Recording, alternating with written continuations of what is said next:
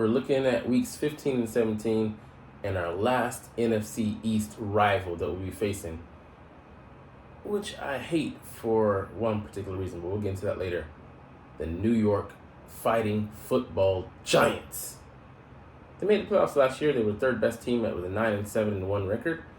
But what challenge will they pose to the Eagles, if at all, this year in the 2023 calendar mark?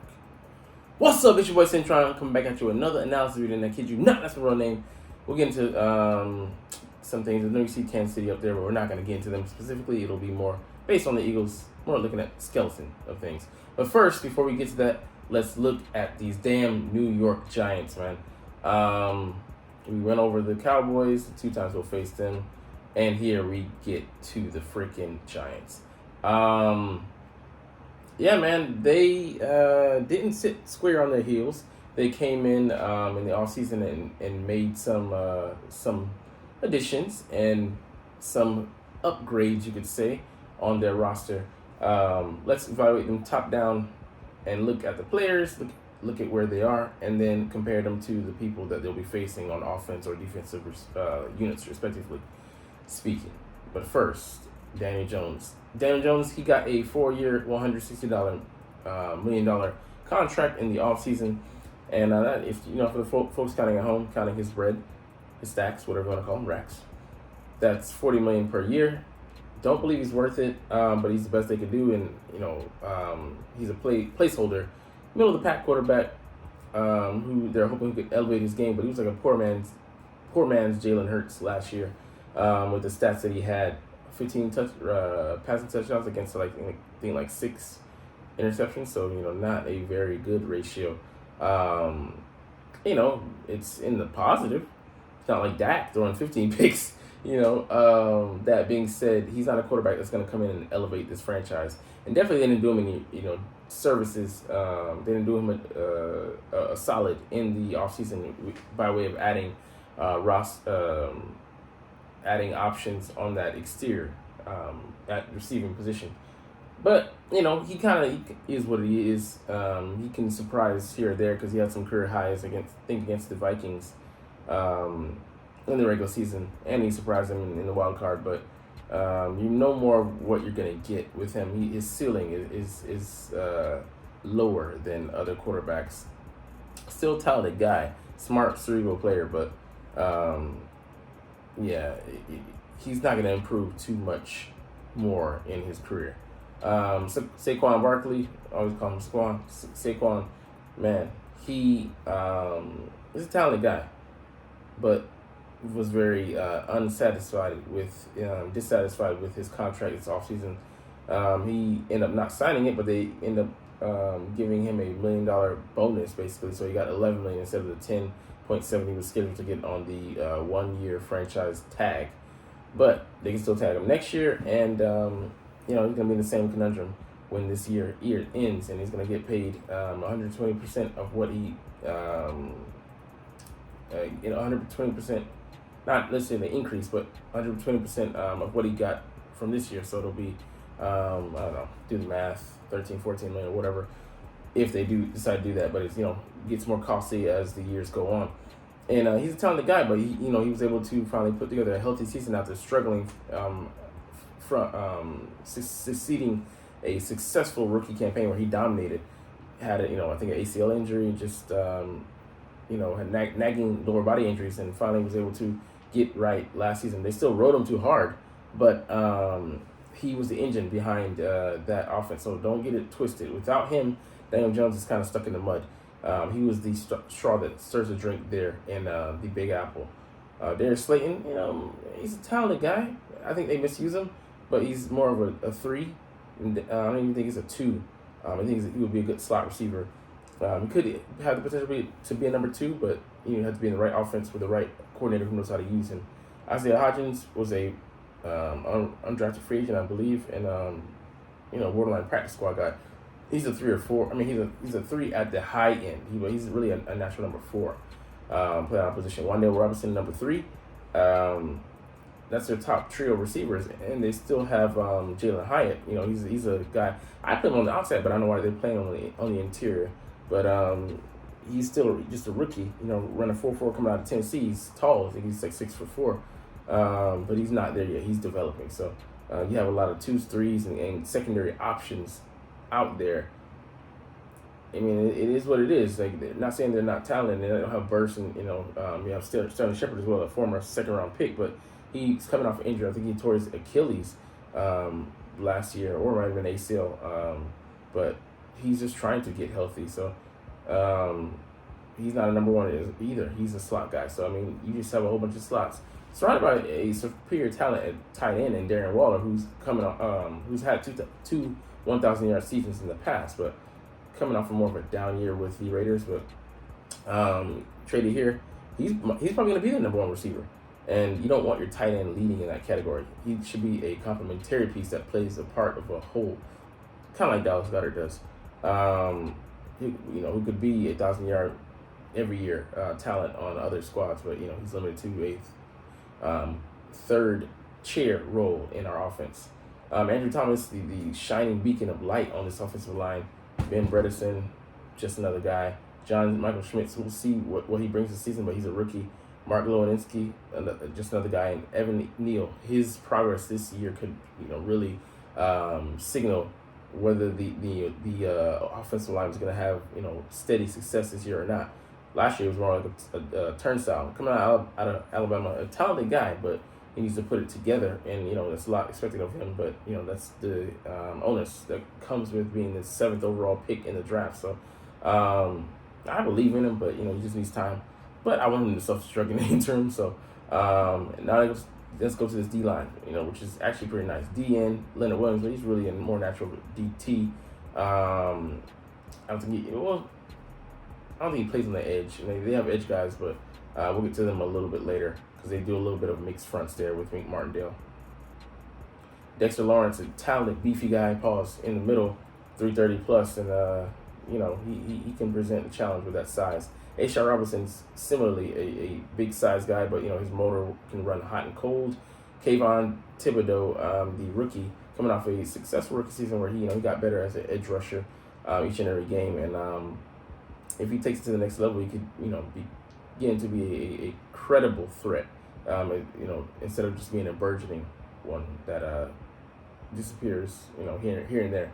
Bobby Okereke, a pretty solid enforcer, patroller there in the middle. He has talent, but how is he going to play in being imported into this New York Giants defense? Azeez Ojulari, very athletic, but has yet to be consistent. Dory Jackson, very talented guy, but has yet to put it together in the pros. Has always teased, but he was more consistent last year. But he got hurt, so can he stay healthy and elevate? Deontay Banks, a rookie, talented guy, big guy, 6'1", I believe, but $190. So sizable guy, speedy, runs a 4.36. But will he get fooled out there? We might see. But he's highly talented though. Cordell Float, don't even know him, to be honest. And afterthought, Xavier McKinney hurt himself last year on an ATV. Had a hand injury for most of the season and just hampered his continuing development. But he can be decent, but still a question right now. Bobby McCain, a big question mark there. So let's go over and look at how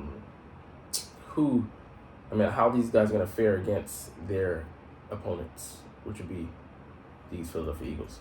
All right, Daniel Jones, man. He can be had. We had him in check last year when he wanted to run.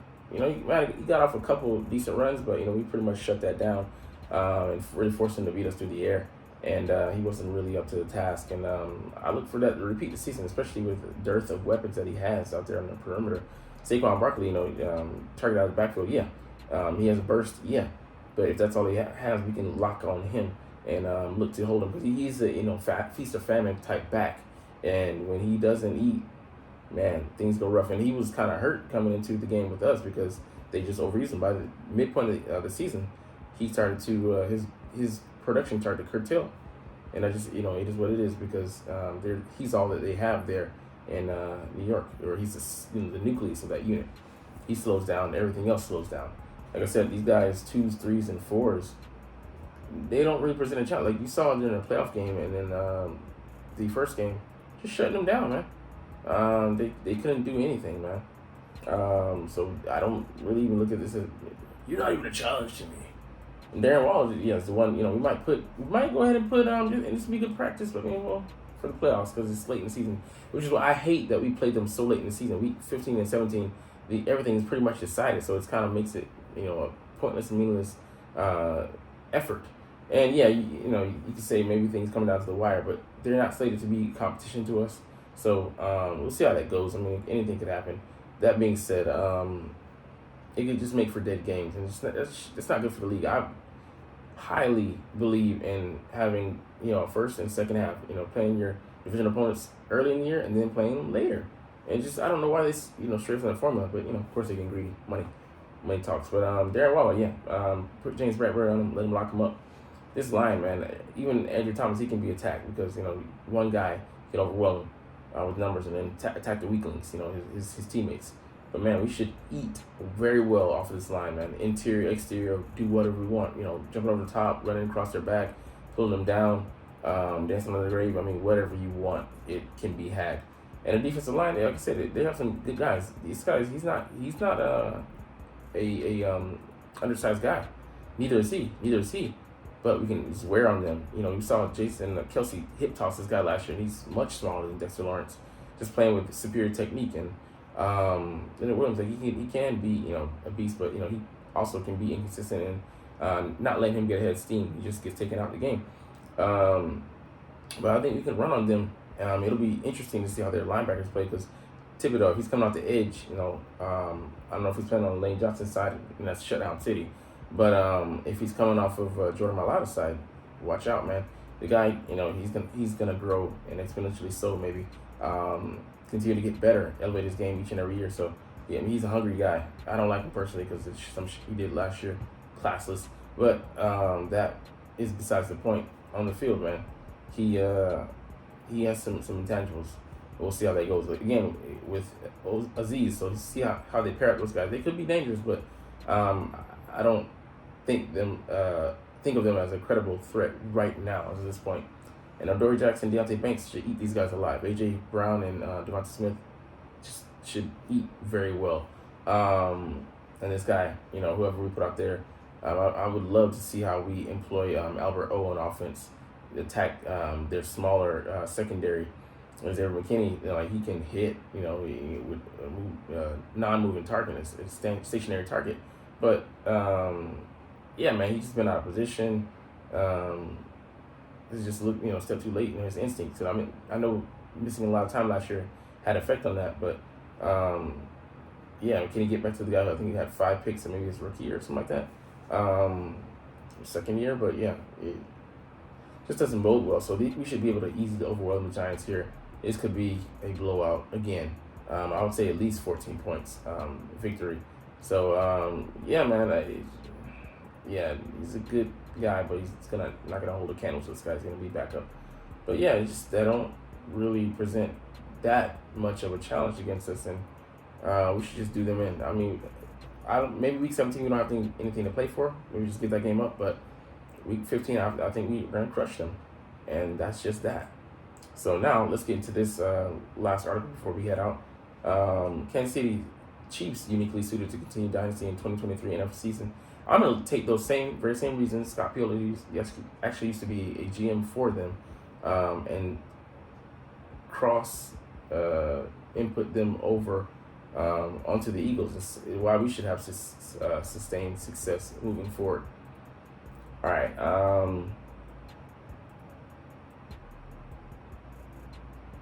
Yeah, I think those are all feasible. But let's get to the main ones. Humility. They point out here Patrick Mahomes for me. Yeah, our head coach, I would say needs to take a dose of that. But we have a quarterback that puts him in line.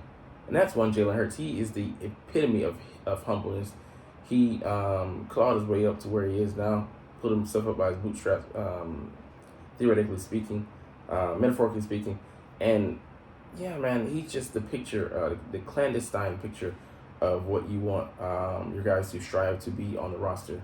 Not having a big head, not feel like they've arrived, but every freaking game every freaking week, every freaking moment. Losing the Super Bowl and then after changing your screensaver on their phone to the confetti raining down as motivation. Working on calling the coaches up after the game, maybe a couple of hours or like the next day and saying, hey, I want film. I need to work on this. What do I need to work on? Assessment. Man, holding yourself up to holding your own feet over the fire and challenging yourself to be better, to have a better understanding, to be a better leader, to improve in the minute details. Like, man, what else would you want? And who else would you want but him leading that squad? So he keeps the guys humble. He keeps the guys in check. He keeps the guys hungry and honest with themselves, so they can go out there and strive to be better men and better players. So I mean, with that, man, I feel super comfortable that we're not gonna ever lose that edge, because he wants it and wants it bad. All right, constantly recreating themselves. I think that's the Eagles, man. One, at the front office level, the GM, Howie Roseman. We lost. We were set to lose so many people. And he implemented a youth movement, letting go of guys that they're older and letting them get their money, and saving that cap for future years, and for Jalen Hurts, paying him, and then putting pieces around him for him to be successful. So knowing who to keep and who to let go is a judicious move, and we have to read the tea leaves, writing on the wall. Javon Hargrave, was known that he was going to seek a top-tier contract. He got that from the 49ers, but, replacing him with young, cheap talent, one of the best, maybe a generational talent in Jalen Carter, and bringing him in, for the low, he's, has a very manageable contract. And, we have him for 5 years under, salary cap control, and how that's going to benefit us. Over the course of Jalen Hurts' contract, and then looking to strike when the getting's good. You have Jordan Mailata on a manageable contract because we signed him earlier. Lane Johnson signed him an extension, but he was on a very manageable contract. Jason Kelsey, we can extend those deals because we made made the right moves with our money. Hassan Reddick on a very manageable contract, and he's underpaid. Who else do I want to highlight? There was some like Dallas Goedert on a very manageable contract because he signed him early. So the foresight to have that, to have the knowledge that, hey, we should bring these guys in, identify guys who can be cornerstones and building blocks, and get them in early, underpay them, so that but reward them early so that kind of ahead of the curve, as Joe would say. But yeah, creating ourselves. Had a one running back backfield last year with Miles Sanders leading the way. Now we're gonna have a multifaceted attack, maybe using three, potentially four guys, but mostly three. Rashad Penny, the sledgehammer, and Dicer and Slicer, who's explosive. Swift, the all-around weapon who can catch the ball, run the ball, but really be an extra receiver out there. There's very receiver-like skills with catching the football and running routes. And then the slasher, not Miles, Kenneth Gainwell, who can game very well, pun intended, and run the rock. But he can run routes to a lesser degree than not Boston Scott, than the Lions back. DeAndre Swift, but he can take that lead role interchangeably in a pinch. And we even put them on the field at the same time. Bring in Albert O, who could transform our offense, be our big receiver that's a tight end, and transmogrify everything and change the game for defenses as well as how they have to defend. It's so many things that we're doing, like on defense, youth movement, staying with who we are, but maybe going with a younger guy at safety. So really, and it's Sean decide what he's gonna do, and like being more aggressive, disguising, blitzing. It's gonna make for an interesting season. Reinventing ourselves on offense and defense, and targeting the running backs more. Like yeah, that's going to be part of our new approach, new attack, and it's going to be interesting to see how we force teams to adjust, but always putting our foot on that pedal to make teams adjust to us, and not the other way around. Assembling the defense that peaks at the right time. Yeah, we'll see what Sean has in store, but he really wants to dictate to teams, really wants to dominate, and that starts with having that identity and knowing what your players do well instead of trying to force them to do what you want them to do. Like Daniel thought, we were good at rushing, and why should I have to call anything else? Just arrogant, complacent, lazy, and weak, because we don't have the heart to call anything else. So yeah, having the right answers on defense, the puzzle pieces, being able to crack the code of teams and overwhelming them. So at the right time, we're going to be able to create turnovers, get stops, disguise, confuse. So it'll be a constantly evolving puzzle out there for the offense, trying to go head to head with Sean Desai and his chess pieces. So yeah, man, you definitely want to have that surprise, the unpredictability, which Gannon didn't bring. He was so bland last year. Kind of makes sense. But anyway, an efficient run game, we definitely have that. Our PO game, our quarterback being a factor, as well as having backs that could to carry the load, like I said, and also be on the field at the same time and give different looks. Be zone guys. ISO man plays.